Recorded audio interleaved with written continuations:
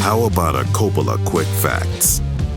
I literally only have a couple of Coppola quick facts here. Like the only one that was like major that I didn't end up having to pull just from Ned Hanlon's biography was the steamship that we see 97 times in this movie is the RMS Seguin, which is the oldest operating steamship in North America. It was first commissioned in 1887, which is a full 10 years after the events of this film. But what? But unwatchable garbage now. It's still running strong. Runs year round on Lake Muskoka in Gravenhurst, Ontario, up there in Canada. As of this had an asterisk of November 2006, which is 20 years ago.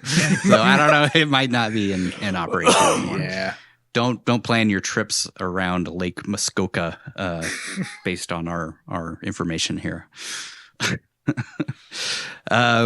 And then really the only other Coppola quick fact I have is specifically the real Ned Hanlon won the world championship in 1880. So I believe, correct me if I'm wrong, this was set in 1876, which is the centennial of the United States, because we go to Philadelphia and that's where the centennial is happening. So 1876, he won that championship that we see in London at the end of the film in 1880, and then successfully defended his title until 1884, which is crazy. There's a little caption that comes up at the end of the film that says that he was challenged to over 200 races and won every single one of them for 4 years straight, which is fucking crazy, dude. Yeah. He's widely regarded as the first Canadian sports hero, which had technically only been a country for like 10 years at that point, because 1867 was when Canada became an actual country. But, you know, it had been there. It just was kind of French, Canadian, British. The British and the French. It was just kind of a territory. Spoilers for the film, they took a lot of liberties with the story, such as how he was actually married to Margaret Sutherland in 1877, which is, you know, before we actually technically we're supposed to have seen him go into rowing and win in 1880. So I don't know. You think she's related to Kiefer Sutherland? Maybe. You never know. Oh my God, that's awesome. I did see that Ned Hanlon is related to, like, I think it was his dad is the hotel owner that Nigel found. So there's a hotel that's like on this one specific point, and now that point has been renamed Hanlon Point. And I think that he became the owner at some point, and that's why he's listed as a hotel owner and not a world championship rower. Yeah, if you Google him, the summary that pops up on the Google entry is that he's a Canadian hotel owner, not a fucking Google AI, not a Canadian sports hero or folk hero or a politician, because it said became a politician after. His most noteworthy thing was hotel owner. Hotel owner. That's so fucking fun. They also renamed an island, I think one of the islands that he used to row to all the time off of Toronto after him. It was one of the Toronto Islands. There's several out there. I had a lot of questions about exactly where this movie is set, because it jumps all over the place without acting like it takes any time to get anywhere. Because like they go to Philly and that's where he meets the Colonel. But then it's like the Colonel lives like 5 minutes away when he's back in Canada, and I'm like, what? I mean, anyways, Toronto's, it's like 500 miles away from Philadelphia. Close-ish to Pennsylvania. Close-ish. You can row there, maybe. There is. I put it in the questions later on, but there is a Philadelphia, New York, which is right across the river from the St. Lawrence River, right across the river from Ontario. It's like maybe 20 miles. So I don't know. Maybe the colonel owns a summer home in Toronto or something. That's why he's so close. Could be. Well, Toronto, okay, so if we go by the hell, I thought he lived in Toronto. I thought he lived in Toronto. Ambiguous, though.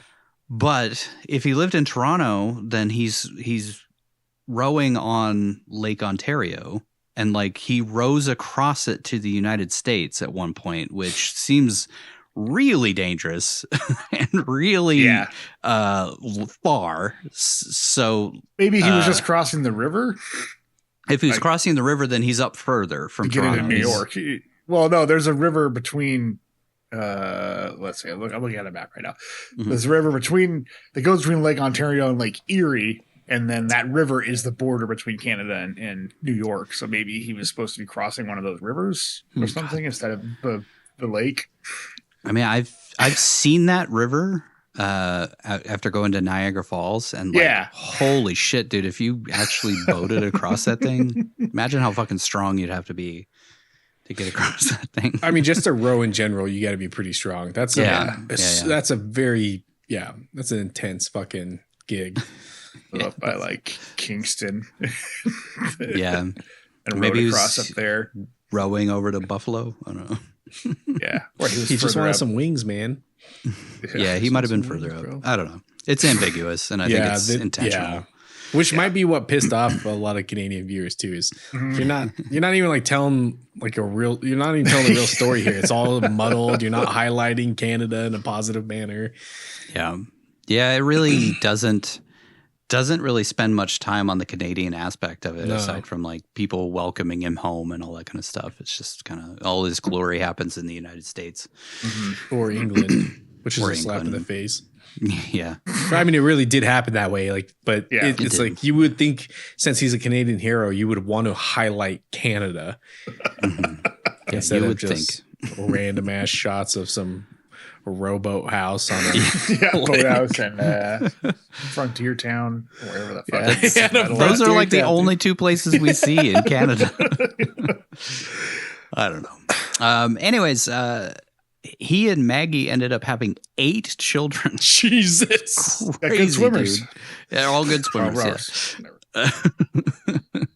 After he left rowing, he taught at the University of Toronto, was the coach for a little while before leaving and teaching at Columbia in New York, which is a pretty prestigious move up, He ended up dying of pneumonia at the age of 52. Damn. Which, that was the good old days, 1908. So, that kind of stuff happened all the time. It still happens now and again, but not to the extent that it used to happen. I'm assuming he was out on the water and it was cold, and that's how he got pneumonia. As a coach, I think in Columbia at the time. Dang. And then one other crazy fact that I found was that the town of Toronto in New South Wales, Australia, was actually named Toronto in his honor after he visited as a politician in 1884. So, I mean, there's a lot of there's statues of him on some of the Toronto islands. There's placards all over the place in Canada for different places where he rode and all that kind of stuff. He's a hero, dude. It was a legend in Canada. Australia was you put our champion to shame. Yeah. So now you're our new champion. Trick it. Yeah. I don't know. Yeah, it's kind of a slap in the face if you think about it. He was so much better than our guy. Wow. If they renamed the town from Trickett to Toronto or whatever.